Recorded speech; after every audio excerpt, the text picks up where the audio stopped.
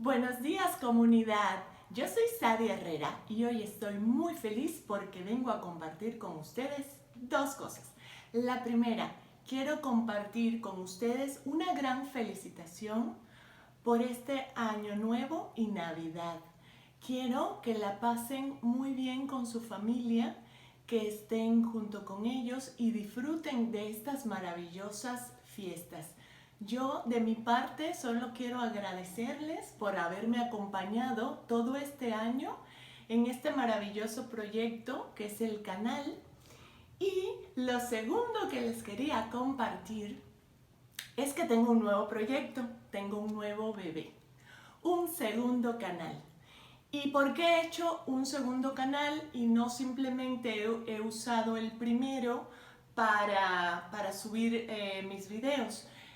Pues lo he hecho de esta manera porque quería respetar que ustedes como comunidad se suscribieron a mi canal porque saben que trato el tema de las plantas, particularmente las rosas del desierto, y no quería involucrar otro contenido que quizás no fuera totalmente de su agrado.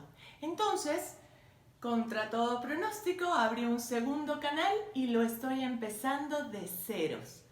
Este canal se trata de manualidades. Voy a enseñar a quien guste unirse a tejer amigurumis como estos que ven acá, a hacer manualidades para las navidades y para cualquier otra fecha. Y lo que quería era pedirles que visiten mi nuevo canal. Dejo link acá.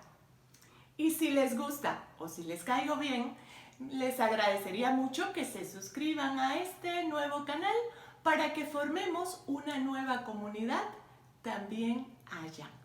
Entonces, no me queda más que agradecerles a ustedes por compartir conmigo este año y desearles una muy feliz Navidad y Año Nuevo.